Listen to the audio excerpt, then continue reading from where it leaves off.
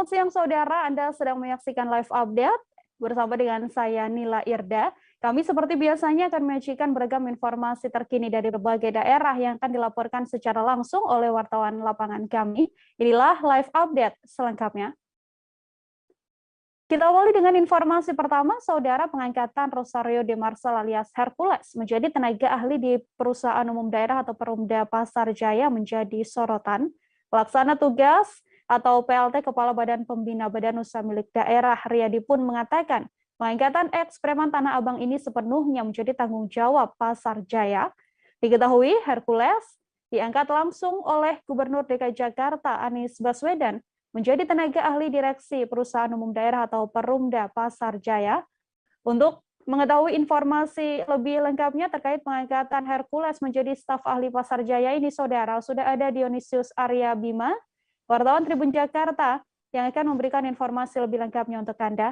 Halo, selamat siang, Dion. Bisa diinformasikan apa alasan kemudian dipilihnya Hercules begitu ya untuk diangkat menjadi staf di Perumda Pasar Jaya? Silakan dengan laporan Anda. Iya Nila, jadi memang beberapa hari belakangan ini eks-preman Tanah Abang Rosario de Marcel atau Hercules ini santer diberitakan direkrut oleh Perumda Pasar Jaya untuk menjadi tenaga ahli atau staf ahli di perusahaan berplat merah tersebut.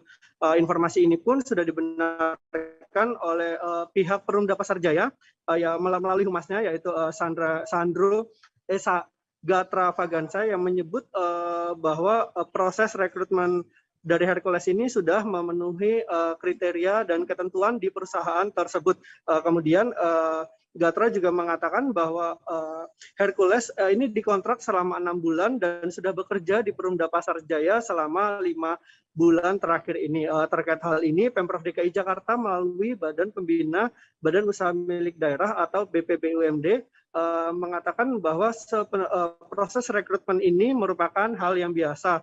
Proses rekrutmen tenaga ahli ini sendiri merupakan kewenangan dari pihak direksi Perumda Pasar Jaya, Pemprov DKI. Dia mengatakan PLT BPBUMD Riyadi mengatakan bahwa Pemprov DKI Jakarta tidak ikut campur soal perekrutan dari Hercules ini. Pasalnya Pemprov DKI hanya mengurusi soal perekrutan dari direksi BUMD, baik itu komisaris, direktur maupun dewan pengawas. Sedangkan untuk jabatan di bawah itu seperti tenaga ahli ini sepenuhnya berada di tangan oleh direksi. Sampai saat ini dia pun mengaku belum mengetahui pasti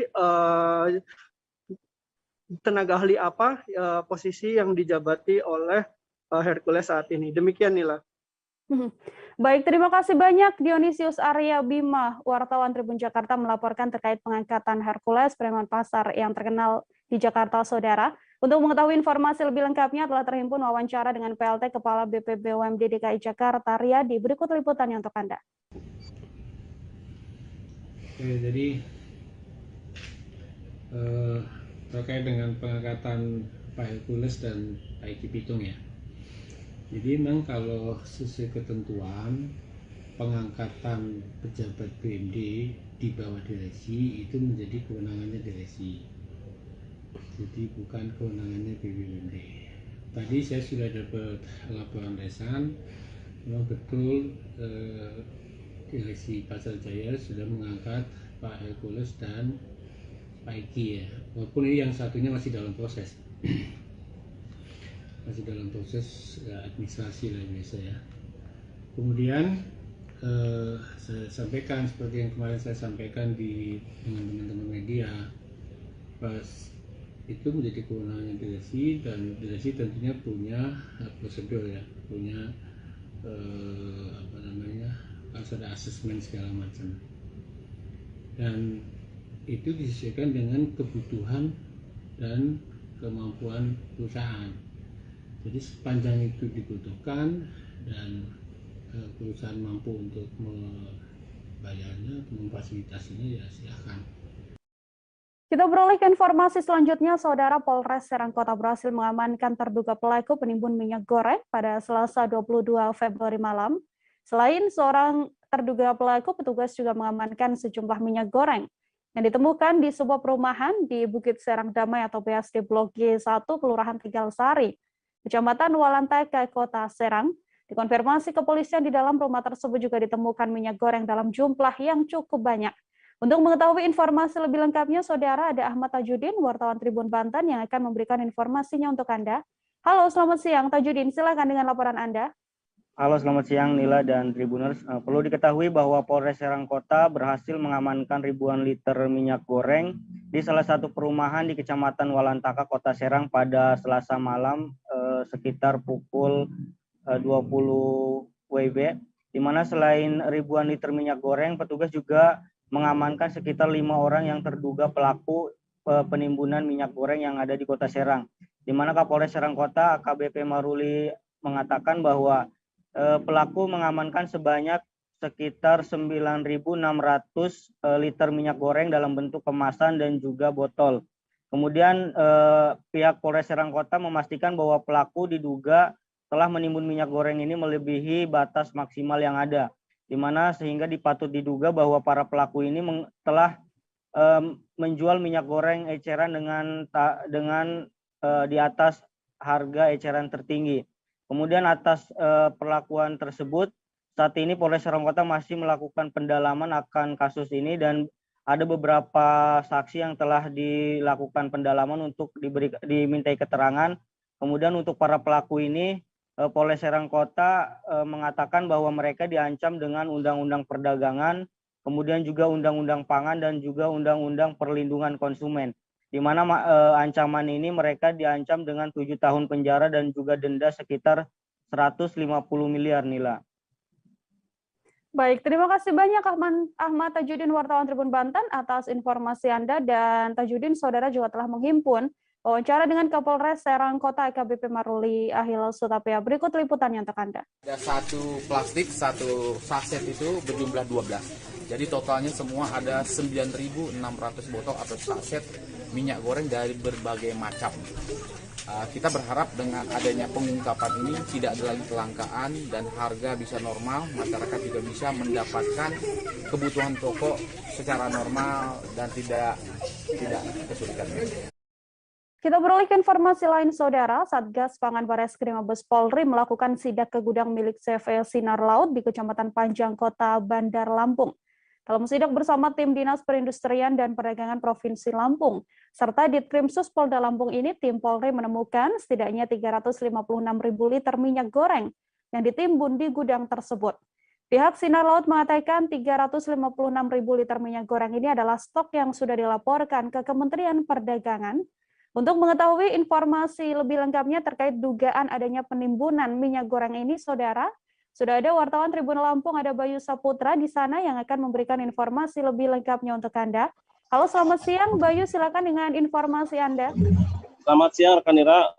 Perlu disampaikan kepada masyarakat Lampung dan seluruh masyarakat Indonesia bahwasannya kemarin tim Satgas Pangan yang dipimpin oleh Kombes Pol Eka Mulyana dari Bareskrim Polri menyidak di CV Sinar Laut yang berada di daerah Panjang, bahwasannya ditemukan 356 minyak goreng yang tersimpan di dalam gudang CV Sinar Laut tersebut. Nah, untuk dari Sinar Laut sendiri menyatakan bahwasannya mereka belum menyalurkan yang kemarin, tapi saat ini tadi dari Kabupaten Tulang Bawang sudah terdistribusikan ke kabupaten tersebut. Dan Disperindak Lampung melalui Kadis Perindak Ibu Elvira Umihani mengatakan bahwasannya bukan ditimbun, tapi dapat dipastikan 356 liter tersebut karena terkait administrasi, sehingga belum tersalurkan kepada masyarakat.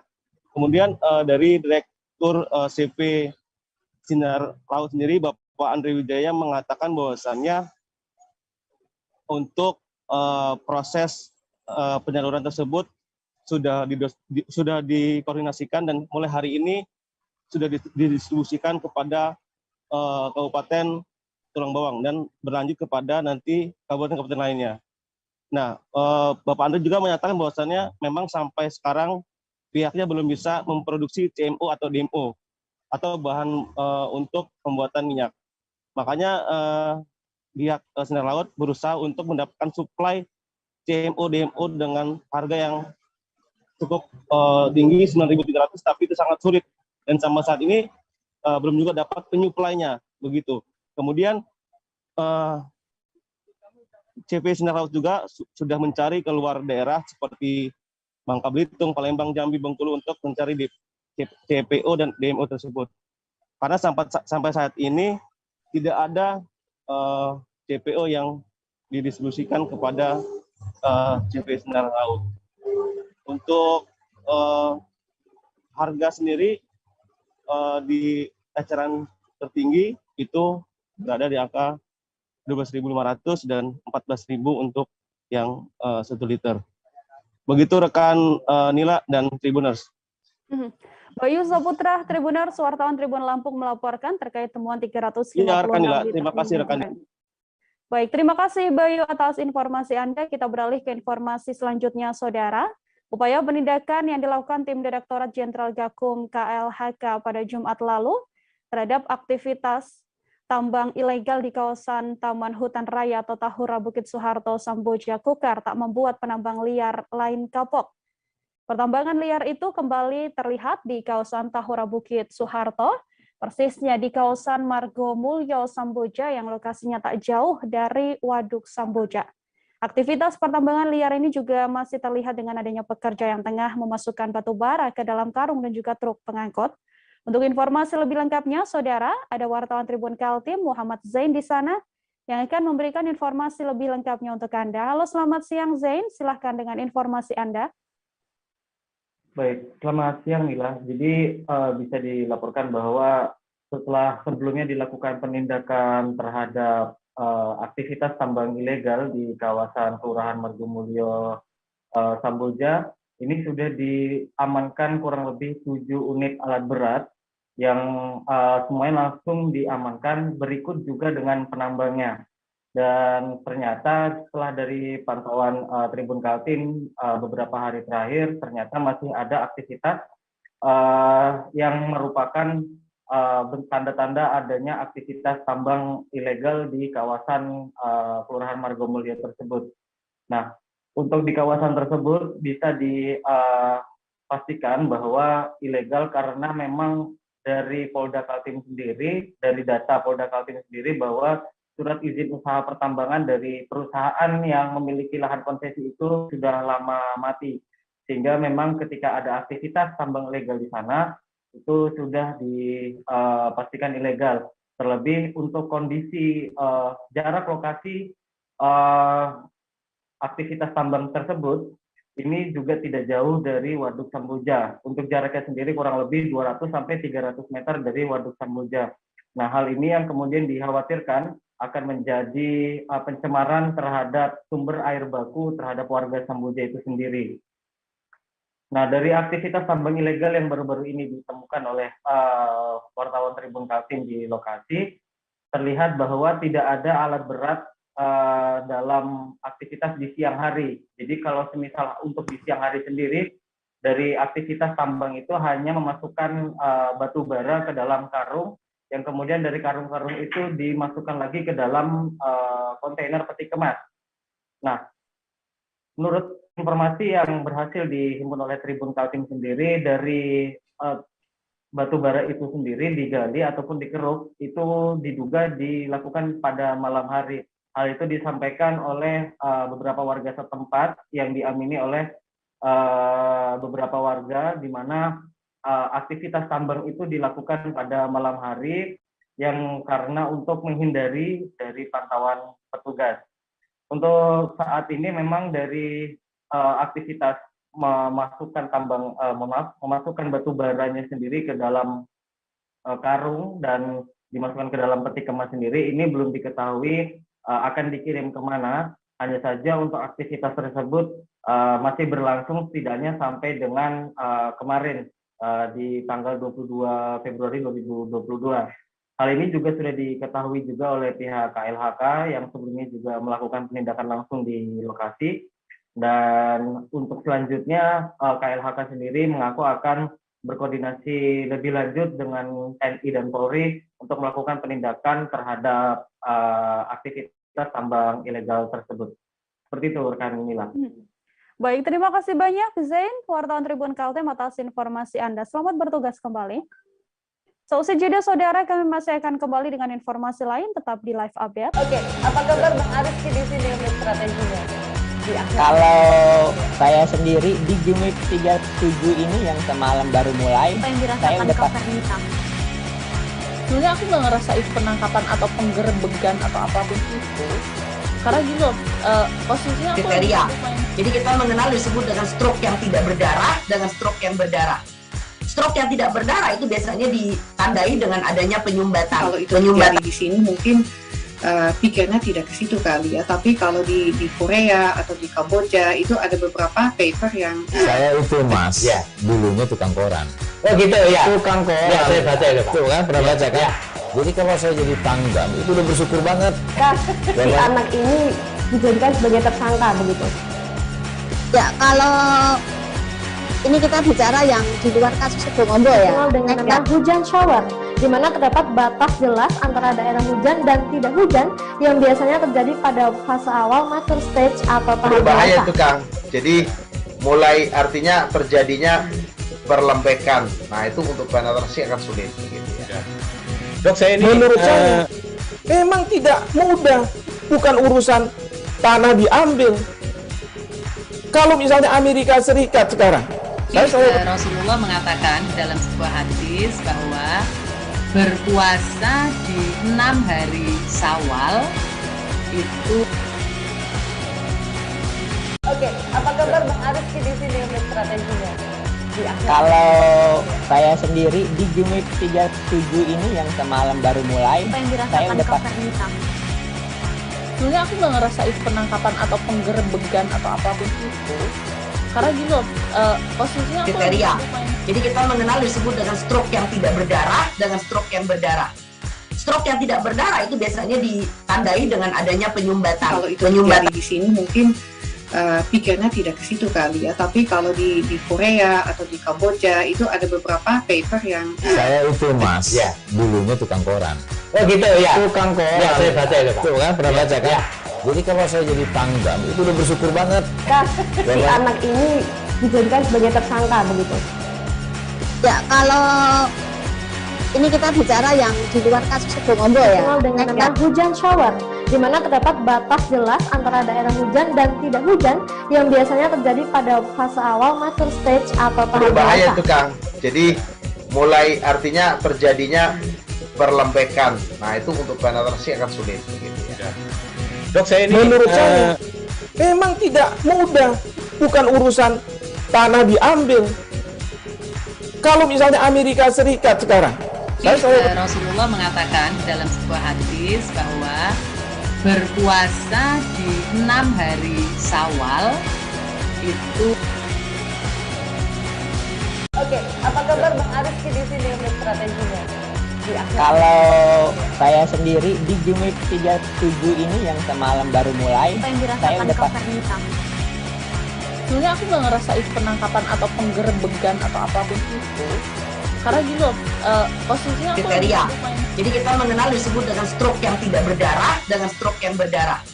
Stroke yang tidak berdarah itu biasanya ditandai dengan adanya penyumbatan. kalau itu terjadi di sini mungkin pikirnya tidak ke situ kali ya, tapi kalau di Korea atau di Kamboja itu ada. Bersama dengan saya Nila Irda, saudara Anda masih menyaksikan live update siang. Kita ke informasi selanjutnya. Seorang pria warga Pucang Sawit, Kecamatan Jabres, Solo, babak belur dihajar oleh massa yang merupakan pelaku pembacokan seorang pemuda di Timur SPBU Pucang Sawit pada Selasa 22 Februari. Pelaku awalnya mendatangi korban yang tengah berfoto di trotoar jalan. Pelaku pun kemudian menjadi bulan-bulanan warga lantaran menolak dibawa ke kantor polisi. Untuk informasi lebih lengkapnya, sudah ada Agil Tristiawan, wartawan Tribun Solo yang akan memberikan informasi lebih lengkapnya untuk Anda. Halo, selamat siang. Agil, bisa diinformasikan bagaimana kronologis pembacokan ini? Kemudian kondisi terkini dari pelaku seperti apa? Ya, selamat siang Bella dan Tribuners. Bahwasanya kasus pembacokan terjadi di Jalan Insinyur Juanda yang tepatnya di Pucang Sawit, Kecamatan Jebres, Kota Solo. Kejadian ini terjadi pada hari Selasa sekitar pukul 2 pagi, yang mana korbannya berinisial BA, 25 tahun, warga Kabupaten Karanganyar. Setelah itu korban dan 2 orang temannya tengah nongkrong di sekitar Jalan Juanda. Lalu datanglah seorang pelaku berinisial CN 35 tahun datang dari sebuah gang dan menghampiri ketiga pemuda tersebut. Pelaku sendiri menanyakan kenapa ketiga pemuda tersebut datang dan nongkrong-nongkrong di lokasi tersebut, namun belum sempat dijawab oleh korban. Pelaku kemudian mengeluarkan senjata berupa celurit dan membuat ketiga korban berlari. Namun sayangnya salah satu dari ketiga pemuda tersebut berinisial BA terpleset dan menjadi bulan-bulanan para pelaku. Setelah situasi cukup aman, korban berinisial BA dibawa oleh kedua orang temannya ke PKU Karanganyar untuk mendapatkan kesehatan.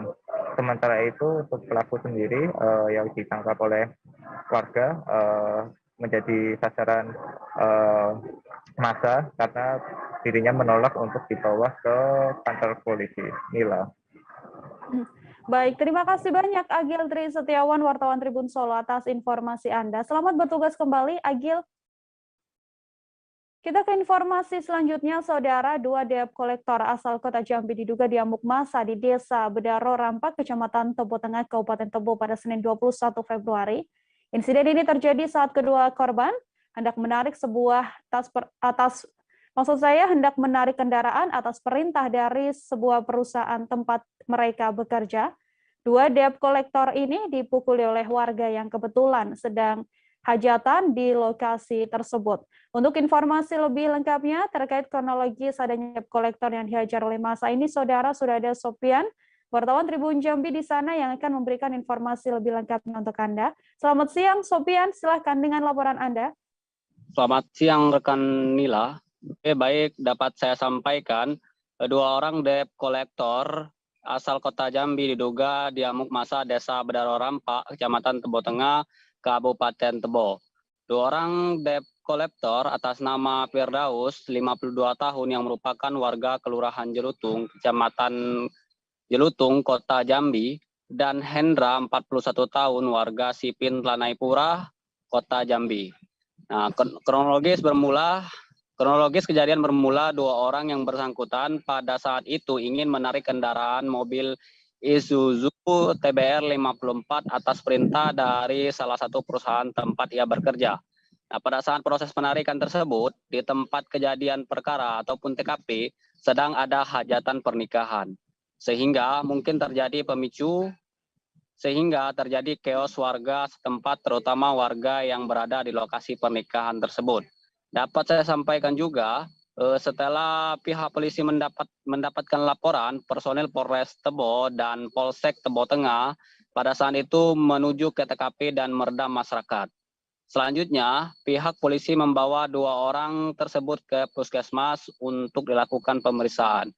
Salah satu korban mengalami luka di bagian kepala dan lebam di bagian wajah, dan 1 korbannya lagi luka-luka di bagian tangan. Nah, pada saat ini pihak polisi sedang melakukan penyelidikan dan status 2 orang debt kolektor masih sebagai korban. Sampai saat ini 2 orang korban belum berkenan membuat laporan karena masih fokus dalam pengobatan. Begitu, rekan Nila. Baik, terima kasih Sopian atas informasi Anda. Untuk mengetahui informasi lebih lengkapnya, Saudara, terimbun wawancara dengan Kasat Reskrim Polres Tebo AKP Reksa Anugrah. Berikut liputannya untuk Anda. Iya, memang benar ada 2 orang sama Hendra dan Firdaus, warga dari Kota Jambi. Memang secara kronologis yang bersangkutan ini akan melakukan penarikan kendaraan yang menjadi objek jaminan fidusia oleh salah satu perusahaan kredit yang berada di Jambi. Kemudian proses penarikan ini kebetulan kebetulan di TKP itu lagi ada hajatan pesta pernikahan, sehingga mungkin terjadi pemicu sehingga kedua orang ini chaos dengan warga setempat, terutama dengan warga yang berada di lokasi pesta pernikahan hajatan itu. Dua orangnya sempat dilarikan ke rumah sakit atau seperti apa? Iya, setelah kita mendapatkan informasi, personil kita dari Polres Tugu dan Polsek Tugu Tengah langsung menuju ke TKP, meredam masyarakat, kemudian kita bawa kedua orang korban ini untuk dilakukan pemeriksaan di puskesmas. Mungkin dari yang kita lihat, dua orang ini mengalami luka di bagian apa aja? Ya, salah satu korban ada mengalami luka di bagian kepala, kemudian ada juga lubang di sekitaran wajah, dan beberapa luka-luka di bagian tangannya. Jadi status dua orang ini seperti apa, Pak? Ya, sejauh ini kan karena kita masih melakukan penyelidikan terhadap perkara ini, kita masih status dia masih sebagai korban seperti itu. Dan itu sampai saat ini pun yang bersangkutan belum berkenan membuat laporan karena masih mungkin fokus pada pengobatan yang dialami oleh yang bersangkutan. Seorang pria ditemukan tewas bersimbah darah, saudara, pada Selasa 22 Februari dini hari di pinggir ruas jalan Desa Campai Selatan, Kecamatan Namai, Kabupaten Bangka Tengah. Saat ditemukan, kondisi mayat tersebut didapati penuh dengan luka robek pada kepala bagian belakang, serta hidung dan telinganya yang mengeluarkan darah. Berdasarkan hasil penyelidikan, diketahui bahwa motif pembunuhan tersebut akibat cekcok yang berujung pada penganiayaan yang mengakibatkan korban meninggal dunia. Untuk informasi selengkapnya ada Arya Bima Mahendra, wartawan Bangka Pos, yang akan memberikan informasi lebih lengkapnya untuk Anda. Halo, selamat siang Arya. Bagaimana update terkini terkait penemuan seorang pria yang ditemukan tewas bersimbah darah di pinggir jalan ini? Silahkan dengan laporan Anda. Ya, terima kasih Nila dan rekan-rekan Tribuners. Pertama-tama saya sampaikan bahwa benar pada hari Arya Bima, mohon maaf saya potong sebentar. Kami tidak bisa mendengarkan audio Anda dengan jelas. Mungkin bisa diulang kembali untuk laporannya. Ya, halo Nila. Ya, silakan Arya dengan informasi Anda. Ya, baik Nila dan Tribuners. Pertama-tama perlu saya sampaikan bahwa memang telah terjadi penemuan sesosok mayat pria remaja berjenis kelamin laki-laki pada hari Selasa 22 Februari tahun 2022. Tepatnya sekitar dini hari pukul 4 subuh ataupun 4 WIB di pinggir jalan Desa Cambai, Kecamatan Namang, Kabupaten Bangka Tengah. Nah, diketahui mayat tersebut merupakan korban pembunuhan oleh rekannya sendiri yang berinisial AS. Nah, untuk mayatnya sendiri diketahui atas nama inisial TA yang masih berumur 16 tahun dan kala itu didapati banyak luka di bagian kepala.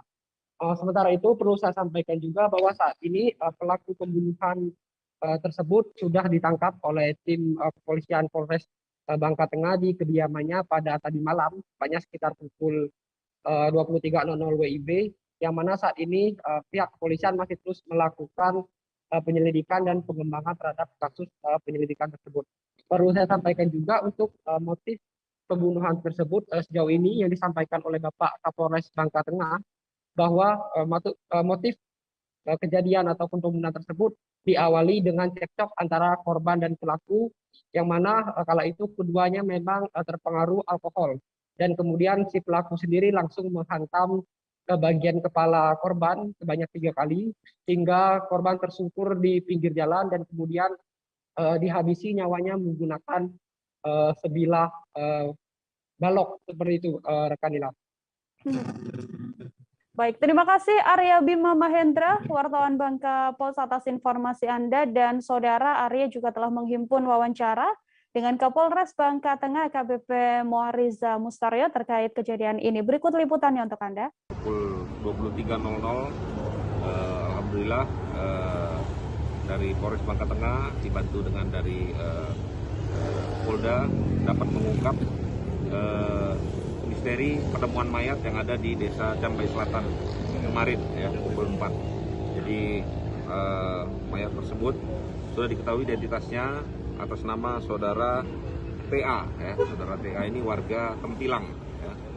Bekerja di Air Mesu, Kecamatan Pangkalan Baru, dan ke malam harinya saudara TA ini terlihat terakhir pergi bersama rekannya yang tadi malam kita amankan, ya, pelaku berinisial AS, ya. AS ini warga Mendo, ya, Mendo Barat, Kabupaten Bangka. Ya. Jadi terlihat terakhir pukul 2 bersama dengan kawannya ini, kemudian pada pukul 5 kawannya ini kembali kontrakan, sudah tidak bersama dengan TA lagi. Dan teman-temannya melihat di Facebook, ya, di jaring sosial. Terima kasih berkat bantuan daripada rekan-rekan media dan juga warga yang men-share kejadian tersebut lewat media sosial sehingga diketahui bahwa telah terjadi pembunuhan, ya. Petugas gabungan saudara melakukan penggerebekan di Desa Sain Mencirim, Deli Serdang pada Selasa siang. Dalam penggerebekan itu polisi mengamankan 2 orang pemakai narkoba dan 1 orang pengedarnya. Penggerebekan tersebut dilakukan gabungan bersama TNI dan juga pemerintah daerah Deli Serdang. Penggerebekan dilakukan di 3 lokasi berbeda, namun masih di kawasan yang sama. Dan pihak gabungan juga menemukan sejumlah barang bukti. Informasi lebih lengkapnya, saudara, terkait penggerebekan yang dilakukan kepolisian di Kampung Narkoba ini, sudah ada wartawan Tribun Medan. Ada Vian di sana yang akan memberikan informasi lebih lengkapnya untuk Anda. Selamat siang, Vian. Silahkan dengan laporan Anda. Ya, baik. Selamat siang, Nila, dan juga pemirsa para Tribuners di rumah. Ya, saya informasikan kemarin petugas gabungan TNI, Polri, dan juga pemerintah daerah melakukan penggerebekan di lokasi Mencirim yang memang di mana tempat ini dijadikan tempat sarang narkoba dan juga tempat perjudian. Selain itu juga tempat ini dijadikan tempat untuk penampungan sejumlah sepeda motor hasil curian. Di sana petugas mendapati 3 orang pelaku penyalahgunaan narkoba, diantaranya 1 merupakan seorang bandar dan 2 lainnya adalah seorang pengguna. Di mana saat itu ketika petugas tiba, para pelaku ini sempat melarikan diri sehingga petugas juga sempat menembakkan senjata peringatan ke arah atas untuk memperingati bahwasanya pelaku ini untuk tidak melarikan diri. Saat itu petugas langsung menggeledah gubuk-gubuk yang ada di sana. Petugas menemukan puluhan tempat alat isap sabu. Setelah itu petugas juga menemukan mesin judi jackpot di lokasi. Setelah dilakukan pengembangan dan mencari barang bukti lainnya, petugas menemukan belasan sepeda motor hasil curian yang dibawa ke sana. Namun untuk pemilik gudang sendiri, petugas tidak menemukannya karena sudah melarikan diri ketika petugas datang ke lokasi. Saat ini semua barang bukti dan juga ketiga pelaku ini telah diamankan ke Polrestabes Medan untuk dilakukan pengembangan. Ya, baik. Rekan Nila dari Medan kembali ke studio. Baik, terima kasih Vian, wartawan Tribun Medan. Saudara melaporkan terkait penangkapan 3 orang yang digerebek di Kampung Narkoba. Informasi lebih lengkapnya, saudara, terhimpun wawancara dengan Kasat Narkoba Polrestabes Medan, Kompol Raffles. Berikut liputannya untuk Anda. Kita melaksanakan GKN, gerebek Kampung Narkoba di hari terakhir operasi Antik Toba 2022. Di-backup oleh Satuan Pembina Fungsi dari Direktorat Reskrim Narkoba, kemudian juga dari rekan-rekan TNI dan juga dari Pemda Deli Serdang. Kami melakukan GKN di daerah Mencirim Pondok di Jalan Sain Mencirim. Di sana ada 3 titik, 3 gang, dan dari penggerebekan tersebut kita dapat mengamankan 3 pelaku, di mana 1 orang sebagai pengedar dengan barang bukti 1 paket sabu seharga 100.000 yang telah dilakukan transaksi dengan cara undercover buy oleh anggota kami.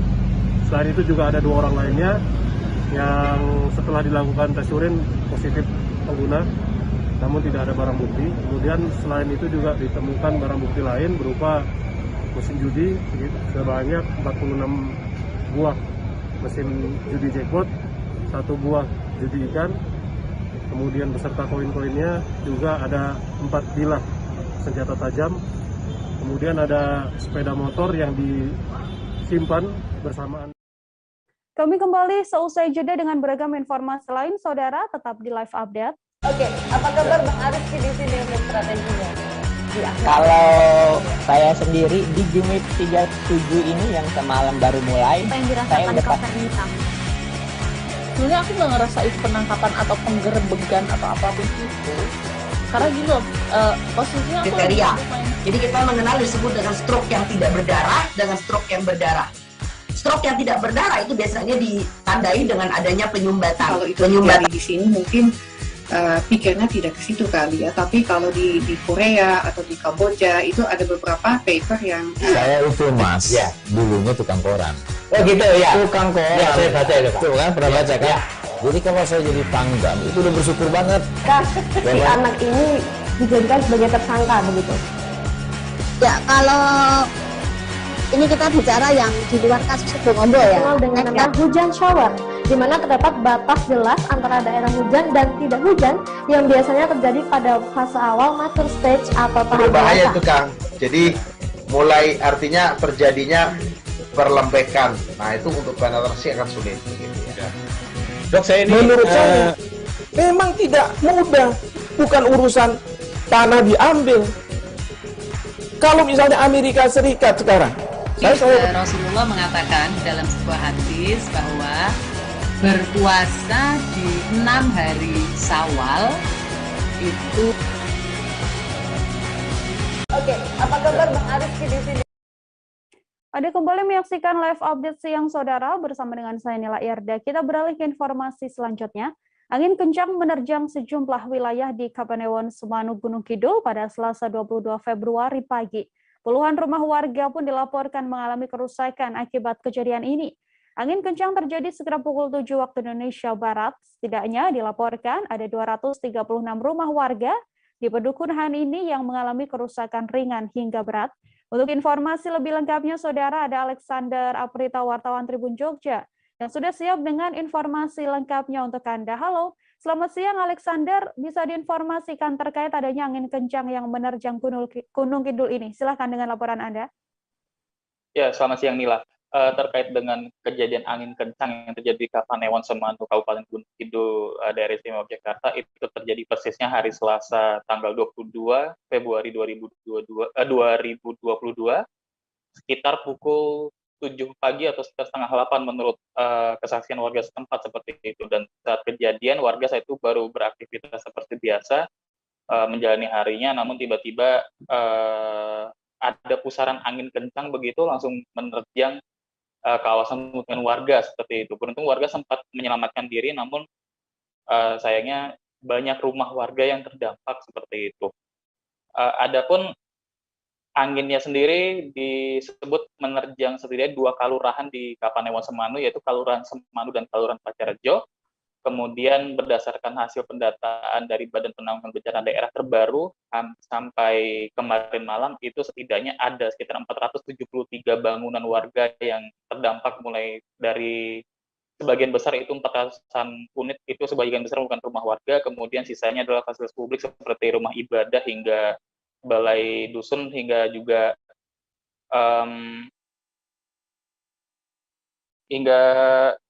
ini satu bangunan sekolah seperti itu. Kemudian juga dari pihak BPBD kemarin juga langsung melakukan penanganan, langsung ke lokasi untuk membantu proses evakuasi rumah-rumah warga yang mengalami kerusakan seperti itu, karena ada beberapa rumah yang hancur dan rata dengan tanah. Setidaknya kemarin itu dilaporkan ada sekitar 6 rumah, di mana sebagian besar itu berada di Kelurahan Pacarejo. Kemudian Bupati juga kemarin sudah langsung meninjau ke lokasi dan hari ini beliau memutuskan untuk menetapkan status tanggap darurat untuk Kapanewon Semanu melihat dampak kerusakan yang muncul begitu dari angin kencang yang ada di Semanu Gunung Kidul ini.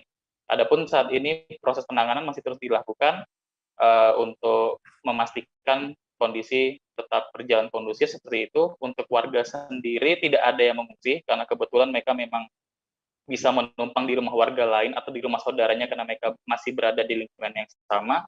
Sedangkan dari pemerintah setempat tetap mendirikan posko terpusat seperti itu untuk memudahkan proses penanganan, proses pelaporan hingga distribusi bantuan. Demikian Nila. Alexander Aprita, saudara wartawan Tribun Jogja melaporkan kondisi terkini terkait angin kencang yang menerjang Semarang Gunung Kidul. Informasi lebih lengkapnya telah terhimpun wawancara dengan warga setempat, yakni Samijem. Saudara, berikut liputannya untuk Anda.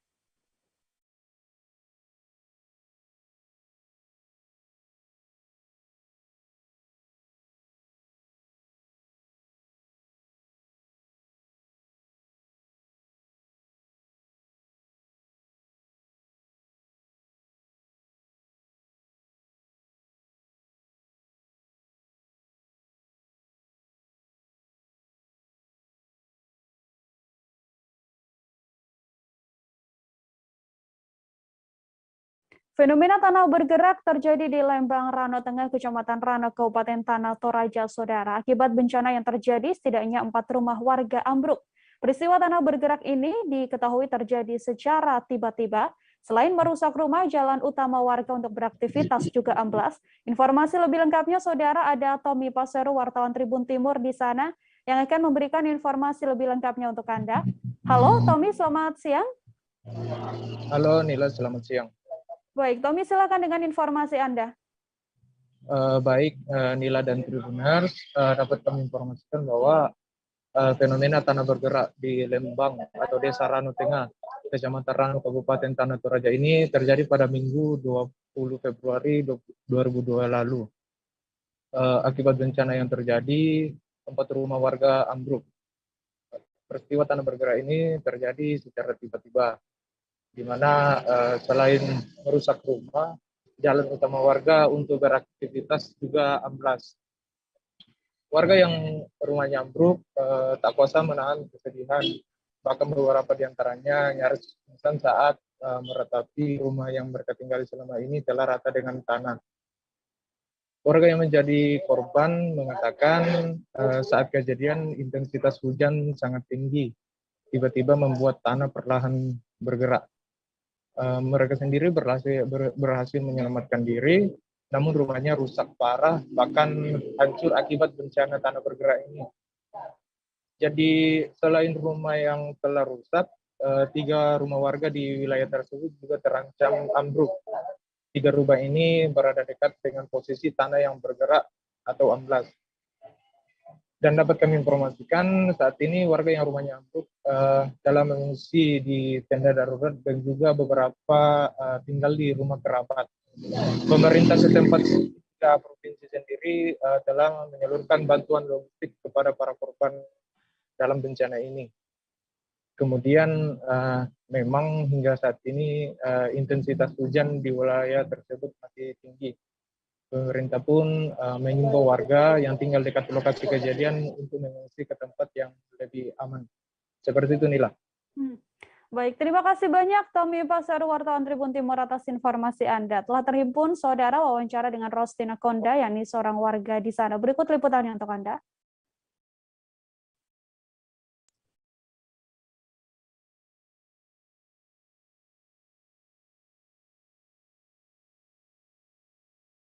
Kalau yang sudah ke bawah, kalau yang sudah terbawa semua longsor 4, 3 yang masih dalam keadaan terancam. Yang kami lihat itu dari hujan, iya, karena mungkin air lewat di bawah, jadi bergeser ini tanah ke bawah sedikit demi sedikit. Tidak langsung begitu ambruk, sedikit demi sedikit itu tergeser. Udah berapa hari hujan, Ibu? 4 malam itu berturut-turut. Kampung nelayan yang berbatasan dengan Tanggul Pengaman di Jalan Manunggal 7 RT 10 RW 4 Kalibaru Cilincing, Jakarta Utara, saudara, sudah dikepung sampah sejak bulan Oktober 2021. Tumpukan sampah berupa plastik, bungkus makanan atau minuman hingga styrofoam ini menutupi perairan yang berbatasan langsung dengan Tanggul Pengaman. Keberadaan sampah ini memanjang di tepi laut wilayah RW 4 Kalibaru hingga ke wilayah RW 15 yang langsung berhadapan dengan rumah-rumah warga serta toilet umum berbahan bambu Informasi lebih lengkapnya, Saudara, terkait kondisi Kampung Nelayan yang dikepung sampah ini sudah ada Junianto Hamonangan, wartawan Warta Kota di sana yang akan memberikan informasinya untuk Anda. Selamat siang, Junianto, silakan dengan laporan Anda. Ya, siang Nila, dapat saya laporkan terkait dengan tumpukan sampah di wilayah RT 10 RW 4 Kelurahan Kalibaru, Kecamatan Cilincing, Jakarta Utara sudah terjadi sejak Oktober 2021 silam. Sebenarnya lokasi tumpukan sampah tersebut merupakan tempat para nelayan singgah untuk kapal-kapal yang mereka gunakan mencari ikan. Namun karena tanggul yang sudah ada dibangun menyambung antara satu sisi dengan sisi lainnya, membuat sampah-sampah yang terbawa saat kapal sandar tidak lagi bisa keluar sehingga menumpuk hingga seperti sekarang. Alhasil warga yang juga memang selama ini kesulitan membuang sampah karena tidak ada TPS terdekat, membuang sampah di tempat tersebut sehingga menimbulkan bau tidak sedap dan menyebabkan warga-warga di sekitar banyak digigit nyamuk. Berdasarkan keterangan dari Ketua RT setempat, sebenarnya sampah-sampah tersebut sudah sempat ditangani oleh petugas dari kecamatan dan kelurahan. Namun karena banyaknya sampah dan kurangnya kesadaran masyarakat, membuat sampah-sampah tersebut tidak dapat tertangani. Berdasarkan pantauan di lokasi juga, sampah-sampah yang menumpuk di pesisir pantai tersebut didominasi sampah-sampah yang tidak mudah terurai seperti plastik maupun styrofoam bekas makanan. Kondisi ini sudah sempat dikeluhkan, namun belum ada penanganan hingga kemarin. Kemudian Ketua RT juga mengatakan bahwa lokasi dari sampah-sampah tersebut berada persis atau tidak jauh dari tanggul pengaman pencegah banjirop, karena lokasinya hanya puluhan meter dari bibir pantai. Sekian, Nila. Hamonangan, terima kasih wartawan Warta Kota, Saudara, melaporkan terkait kondisi terkini Kampung Nelayan di RW 4 Kalibaru yang dikepung oleh sampah. Informasi lebih lengkapnya telah terhimpun wawancara dengan Ketua RT setempat. Berikut liputannya untuk Anda. Kalau secara realnya adalah semenjak ada penutupan dari proyek pengembang tanggul pengaman ibu kota ini di bulan 10. Artinya kan padatan sampah ya tadi adanya penumpukan semenjak adanya penyambungan dari pemancangan pengembang tanggul. Sebelumnya kan artinya tempat akses di wilayah kita ini adalah tempat singgahan perahu-perahu nelayan kecil yang mana istilahnya hari-harinya adalah mencari ikan-ikan di pesisir pantai sendiri sini. Artinya jadi tadi sampah itu nggak sempat menumpuk seperti ini, hanya itu aja semenjak adanya pemancangan. Kapan tuh Pak? Di bulan 10-11 tahun 2021. Itu berarti sebelumnya sampahnya itu bisa ke bawah lagi atau gimana Pak? Ya karena terbawa arus tadi, sebelumnya kan artinya dengan lalu lalangnya perahu tadi, artinya tidak ada penumpukan sampahnya seperti sekarang ini. Jadi artinya sering ada sirkulasi air dan hanyut terbawa perahu jalan ataupun mondar-mandir. Kita beralih ke informasi selanjutnya, Saudara. Sebanyak 9 unit rumah warga di Kampung Oa, Kecamatan Lingi, Kabupaten Aceh Tenggara pada Senin malam hangus terbakar. Akibat peristiwa ini, keseluruhan rumah warga yang terbakar sebanyak 12 unit. Di antaranya adalah 9 yang rata dengan tanah dan 3 unit lainnya juga ikut berimbas. Untuk informasi lebih lengkapnya terkait adanya kebakaran yang menghanguskan 9 rumah warga ini, Saudara, sudah ada Budi Patria, wartawan Serambi Indonesia, yang akan memberikan informasi lebih lengkapnya untuk Anda. Selamat siang, Budi. Silakan dengan laporan Anda. Ya, selamat siang, Nila. Ya, dapat kami laporkan, Nila, kebakaran hebat yang melanda Kabupaten Aceh Tengah, tepatnya di Kampung Oa, Kecamatan Linge, Kabupaten Aceh Tengah pada Senin 21 Februari 2021 sekira pukul 10 malam, itu menghanguskan 9 unit rumah warga. Ya. Dari 9 unit rumah warga itu, 9 unitnya hangus terbakar. Untuk sementara, sementara ini warga yang terhimbas dari kebakaran itu mengungsi ke rumah-rumah tetangga dan keluarga familinya. Saat kejadian itu Nila, tim pemadam kebakaran diturunkan itu ada sebanyak 3 unit armada pemadam kebakaran ke lokasi kejadian.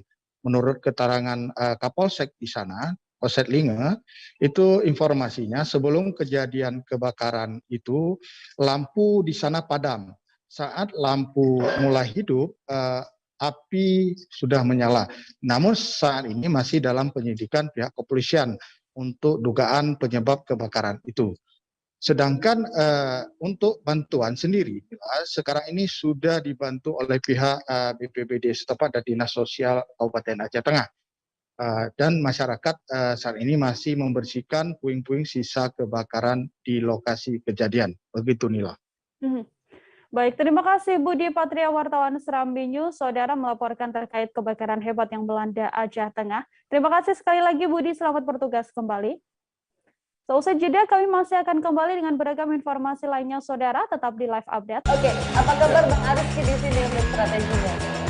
Kalau saya sendiri di Gimik 37 ini yang semalam baru mulai, saya udah sebenarnya aku nggak ngerasain penangkapan atau penggerebegan atau apapun itu. Karena gini loh, posisinya aku kriteria. Jadi kita mengenal disebut dengan stroke yang tidak berdarah dengan stroke yang berdarah. Stroke yang tidak berdarah itu biasanya ditandai dengan adanya penyumbatan. Kalau itu terjadi di sini mungkin pikirnya tidak ke situ kali ya, tapi kalau di Korea atau di Kamboja itu ada beberapa paper yang saya itu Mas, ya dulunya tukang koran. Oh gitu ya, Tukang koran. Ya, saya baca itu Pak. Tuh kan pernah baca kan? Ya. Jadi kalau saya jadi tanggam itu udah bersyukur banget. Si anak ini dijadikan sebagai tersangka begitu.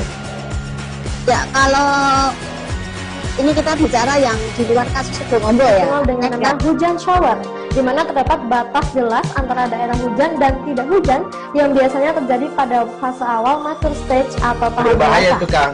Jadi mulai artinya terjadinya perlembekan. Nah itu untuk penetrasi akan sulit. Gitu ya. Dok, saya ini menurut saya memang tidak mudah, bukan urusan tanah diambil.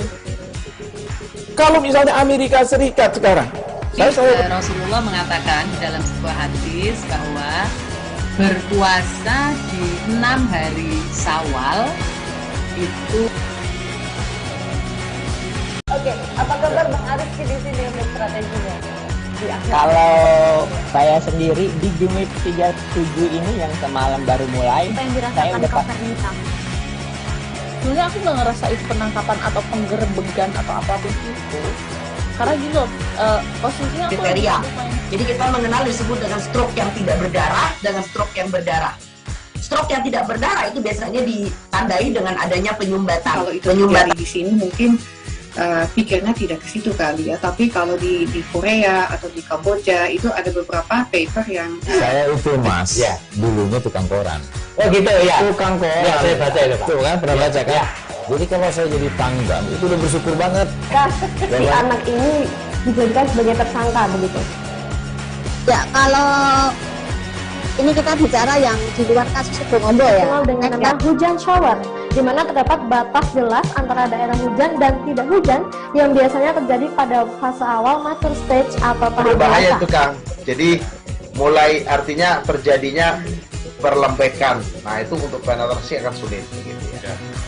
Dok, saya ini menurut saya memang tidak mudah, bukan urusan tanah diambil. Kalau misalnya Amerika Serikat sekarang, Rasulullah mengatakan dalam sebuah hadis bahwa berpuasa di 6 hari Syawal itu. Oke, apa kabar Bang Ariski di sini untuk strateginya? Kalau saya sendiri di Gimik 37 ini yang semalam baru mulai, saya udah sebenarnya aku nggak ngerasain penangkapan atau penggerebegan atau apapun itu. Karena gini loh, posisinya kriteria. Jadi kita mengenal disebut dengan stroke yang tidak berdarah dengan stroke yang berdarah. Stroke yang tidak berdarah itu biasanya ditandai dengan adanya penyumbatan. Kalau itu terjadi di sini mungkin pikirnya tidak ke situ kali ya. Tapi kalau di Korea atau di Kamboja itu ada beberapa paper yang Saya itu Mas, dulunya tukang koran. Oh gitu ya. Tukang koran. Ya, saya baca itu Pak. Tuh kan, pernah baca kan? Ya. Jadi kalau saya jadi tanggam, itu udah bersyukur banget. Si anak ini dijadikan sebagai tersangka begitu. Ya, kalau ini kita bicara yang di luar kasus Sebongombo ya. Dengan nama hujan shower, di mana terdapat batas jelas antara daerah hujan dan tidak hujan yang biasanya terjadi pada fase awal mature stage atau tahap Berbahaya dewasa. itu Kang. Jadi mulai artinya terjadinya perlembekan. Nah itu untuk penetrasi akan sulit. Gitu ya. Dok, saya ini menurut saya memang tidak mudah, bukan urusan tanah diambil. Kalau misalnya Amerika Serikat sekarang, Rasulullah mengatakan dalam sebuah hadis bahwa berpuasa di 6 hari Syawal itu. Oke, apa kabar Bang Ariski di sini untuk strateginya? Kalau saya sendiri di Gumip 37 ini yang semalam baru mulai, saya udah Sebenarnya aku nggak ngerasain penangkapan atau Masih bersama dengan saya Nila Irda, saudara, kita beralih ke informasi selanjutnya. Komisi NAB DPR RI melakukan pengecekan di Jalan Tol Manado Bitung segmen Danau Budu. Oli Dondo Kampe, Gubernur Sulawesi Utara pun sempat memberikan isyarat bahwa jalan tol ini akan diresmikan oleh Presiden Joko Widodo. Hal ini disampaikannya seusai pengecekan dan peninjauan jalan tol tersebut. Untuk informasi lebih lengkapnya, saudara, ada wartawan Tribun Manado, ada Christian Wayongkere yang akan memberikan informasi lebih lengkapnya untuk Anda. Selamat siang, Christian. Silahkan dengan laporan Anda. Baik, selamat siang.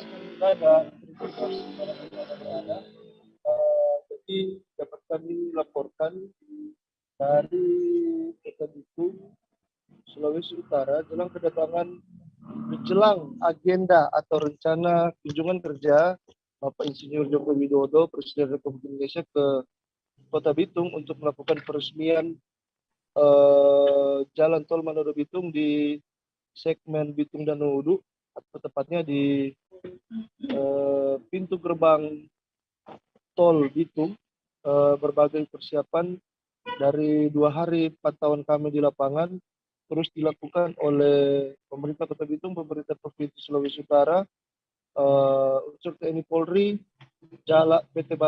pihak PT Jasa Marga Manado Bitung, dan juga langsung dikoordinir oleh pihak Sekretariat Negara atau Sesnek dan puluhan pasukan pengawal presiden atau pas pampres, di mana mereka melakukan berbagai pengecekan di titik-titik yang dijadwalkan akan dikunjungi oleh Presiden Joko Widodo dalam kunjungan kerja melakukan peresmian.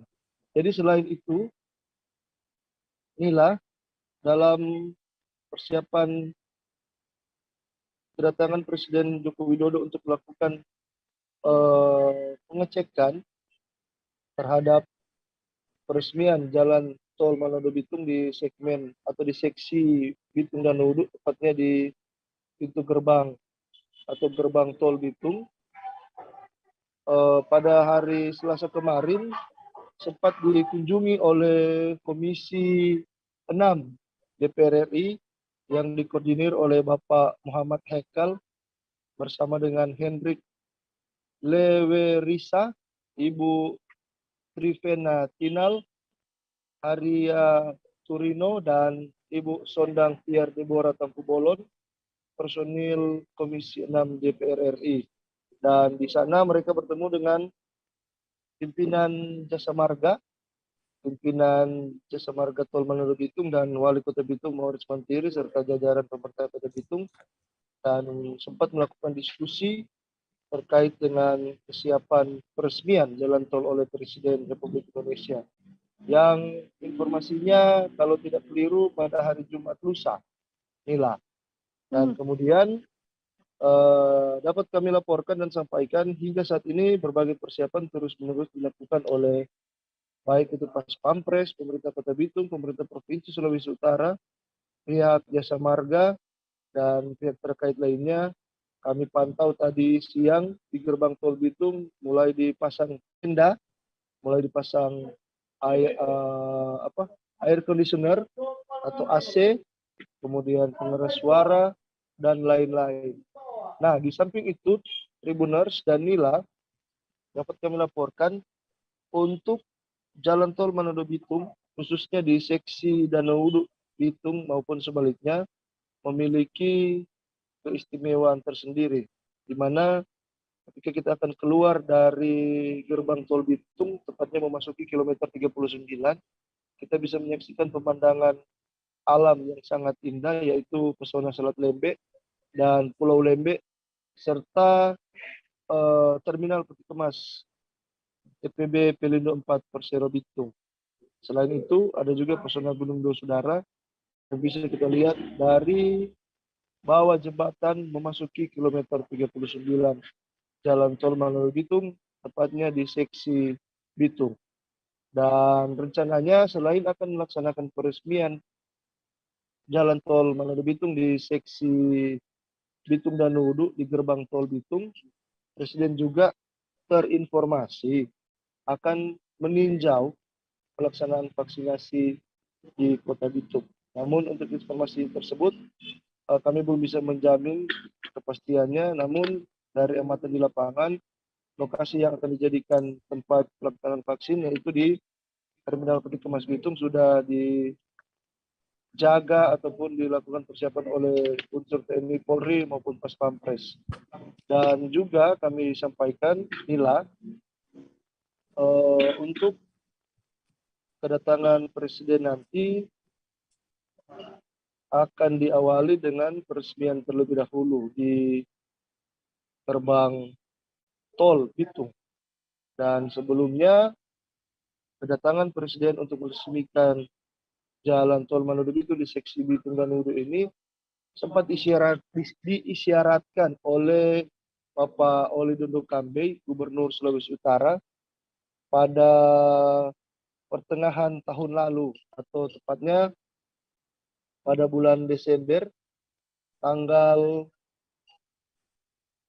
13 kalau tidak keliru, tanggal 12 Desember 2021.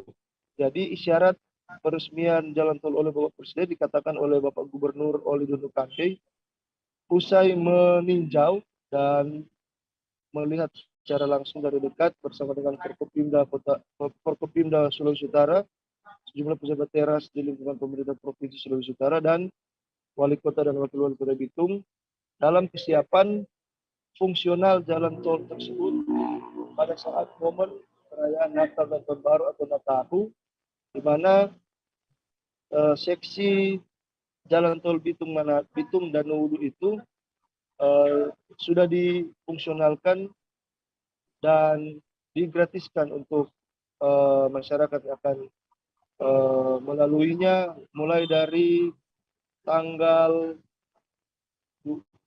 23 Desember 2021 sampai dengan tanggal 4 Januari 2022 kemarin. Demikian laporan dari Kota Bitung, rekan Nila dan Tribuners dimanapun Anda berada terkait dengan kesiapan kedatangan kunjungan kerja Bapak Insinyur Joko Widodo, Presiden Republik Indonesia ke Kota Bitung untuk berencana melakukan peresmian jalan tol seksi Danau Udu Bitung. Demikian Nila. Baik, terima kasih banyak Christian Wayangkere, wartawan Tribun Manado atas informasi Anda, dan rencananya ini peresmian Jalan Tol Manado Bitung akan segera dilakukan dan diresmikan langsung oleh Presiden Joko Widodo. Tribuners, terima kasih banyak Christian, selamat bertugas kembali. Lapas kelas 2 BND saat ini tengah mengembangkan kompor yang bahan bakarnya terbuat dari hasil olahan sampah. Kompor ini merupakan salah satu implementasi dari program teknologi olah sampah di sumbernya atau TWSS, kerjasama antara Lapas kelas 2 BND dengan startup company Kamestoara.com dan juga komunitas anak cinta lingkungan atau ACIL ND. Selain membuat kompor berbahan bakar olahan sampah, warga binaan juga mulai menjalankan bank sampah saudara. Informasi lebih lengkapnya terkait pengembangan dan juga tekan MOU terkait TWSS ini sudah ada Oris Goti, wartawan Tribun Flores, yang akan memberikan informasi lebih lengkapnya untuk Anda. Selamat siang, Oris, silahkan dengan laporan Anda. Selamat siang Mila dan Tribuners. Dari Kota Ende, Kabupaten Ende, saya melaporkan pada Sabtu 19 Februari 2022 itu telah dilakukan penandatanganan kerjasama antara Lapas Kelas 2 BND, Startup Company Kamsuara, dan Komunitas Anak Cinta Lingkungan Hidup Kabupaten Ende. Nah, kerjasama itu terkait dengan program TOS, teknologi olah sampah di sumbernya, dan juga program bank sampah. Nah, selanjutnya pada Senin 21 Februari 2022, para warga binaan di Lapas Ende mulai memproduksi kompor pelet dan juga memproduksi pelet dan menjalankan program bank sampah. Nah, Nila dan Tribuners, perlu saya sampaikan bahwa dalam penandatanganan kerjasama itu dihadiri pula oleh Bupati Kabupaten Ende, Jawa Rahmat. Bupati Ende sangat mendukung kerjasama itu karena dengan menjalankan program TOS dan juga bank sampah, Lapas Ende mendukung upaya pemerintah Kabupaten Ende untuk mengatasi masalah sampah di Kabupaten Ende. Selanjutnya bisa menyolusikan kelangkaan minyak tanah yang terjadi di Kabupaten Ende dan sekaligus sebagai pemberdayaan untuk warga binaan sendiri. Dan perlu saya laporkan Nila dan Tribuners bahwa program TOS ini merupakan program yang pertama kali dilakukan di Kabupaten Ende untuk pertama kali di Indonesia. Karena mulai dari pengolahan sampai pada tahap akhir pemanfaatan baru terjadi di Kabupaten Ende, di mana pemanfaatan itu tidak hanya untuk masyarakat, tetapi juga untuk program co-firing batubara di PLT Ropa yang juga masih berada dalam wilayah Kabupaten Ende. Nah, kompor berbahan pelet ini terbuat dari bahan dasarnya ada 3, yakni yang berbahan plat, yang berbahan tanah liat, dan juga yang dibuat dari campuran semen. Nah, untuk yang di Lapas Ende itu dibuat dari berbahan semen. Dan mereka sudah mulai memproduksi kompor berbahan pelet ini. Nah, untuk bahan bakarnya yakni pelet. Pelet ini dibuat dari sampah-sampah biomasa seperti ranting kayu, dedaunan, atau sampah limbah pertanian atau limbah rumah tangga. Nah, sementara untuk sampah-sampah plastik, nah itu nanti bekerja sama dengan Acil Ende atau Komunitas Anak Cinta Lingkungan Kabupaten Ende melalui program bank sampah. Saat ini memang Lapas Ende sendiri membutuhkan sarana dan prasarana untuk memproduksi lebih banyak lagi soal kompor dan pelet ini. Oleh karena itu, Kalapas Ende Antonius Jawa Gili sangat berharap bahwa ada dukungan dari pemerintah Kabupaten Ende untuk menyediakan sarana prasarana tersebut. Selanjutnya, keterangan dari pihak Startup Company Komsuara, Arif Nur Hidayat, dia menerangkan bahwa untuk di Kabupaten Ende, mereka sudah berkeliling hampir ke semua desa. Dari 255 desa yang ada di Kabupaten Ende, sekitar 50% yang sudah didatangi untuk melakukan sosialisasi terkait TOS ini. Dan dia berharap TOS ini terus berkembang di Kabupaten Ende. Sementara itu, Umar Hamdan dari Acil Ende sangat berharap bahwa momen kehadiran TOS ini dan juga bank sampah bisa membangun kesadaran masyarakat untuk lebih mencintai lingkungan. Sekian Nila dan Tribuners laporan dari saya.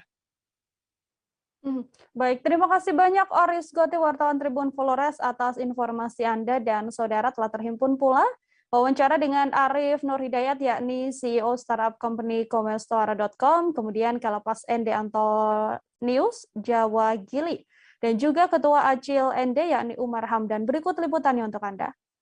Butuhkan mungkin materialnya pembuatan kompor itu semen dan pasir. Seperti tadi sudah disampaikan oleh Bapak Bupati bahwa Bapak Bupati sangat antusias dan mensupport semua kegiatan pembuatan kompor di sini. Baik produksinya maupun marketingnya, Bapak Bupati sudah siap untuk menerima semua hasil produksi dari Lapas Ende. Dan ini kami sangat berterima kasih kepada Pemda Ende yang sudah memberi ruang kepada kami, warga binaan Lapas Ende, untuk berbuat sesuatu bagi masyarakat. Nah, kita udah 1,5 bulan nih sosialisasi ke desa-desa. Nah, kemudian saya berpikir, kayaknya kita belum pernah ke lapas deh, gitu ya. Lapas itu kan juga banyak masyarakat. Nah, akhirnya tim saya berkoordinasi sama Pak Kalapas. Akhirnya dengan terbuka, beliau menerima kami dan kita jelasin tuh. Nah, kita juga brainstorming tuh sebenarnya kondisi di lapas tuh gimana. Saya juga sempat keliling ke lapas-lapas ini kan. Oh ternyata bisa nih untuk produksi di sini. Akhirnya kita melakukan sosialisasi dan ya benar, ya ternyata banyak hal-hal yang tidak diduga ya. Hari Peduli Sampah Nasional dengan tema besarnya kita yaitu kelola sampah, kurangi emisi, bangun proklim. Dan hari ini Lapas ND dan kometsuara.com dan Acil ND mengimplementasikan ini dengan kegiatan pemberdayaan warga binaan Lapas kelas 2B ND. Dan keberlanjutan daripada kegiatan hari ini adalah nanti kami akan terus mendampingi pendampingan, kemudian edukasi, latihan, dan lain sebagainya. Kita beralih ke informasi selanjutnya, Saudara. Karyawan Hotel Nihiwati di Sumba Barat menggelar aksi demonstrasi menuntut adanya pembayaran pesangon. Demonstrasi ini pun telah mendapatkan respons dari pihak hotel. Manajemen Hotel Nihiwatu Sumba Barat NTT menyatakan siap membayar pesangon untuk 174 karyawan Hotel Nihiwatu yang telah di-PHK sejak tahun 2020 silam. Namun pihak hotel kemudian meminta agar karyawan ini membuat pengajuan permohonan pembayaran pesangon pada pihak hotel. Untuk informasi lebih lengkapnya, Saudara, sudah ada wartawan Pos Kupang, ada Petrus Peter di sana yang akan memberikan informasi lebih lengkapnya untuk Anda. Halo, selamat siang Petrus. Bagaimana update terkini terkait adanya tuntutan pembayaran pesangon yang dilakukan oleh karyawan Hotel Nihiwatu ini? Silakan dengan laporan Anda.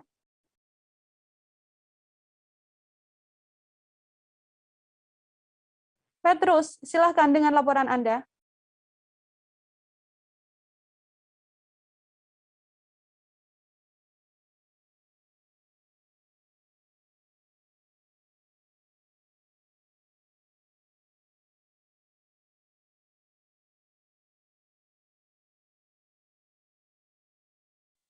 Baik, untuk mendapatkan informasi lebih lengkapnya, Saudara, telah tersambung bersama saya, ada Petrus Peter di sana yang akan memberikan informasinya untuk Anda. Petrus, silakan dengan laporan Anda. Ya, selamat siang.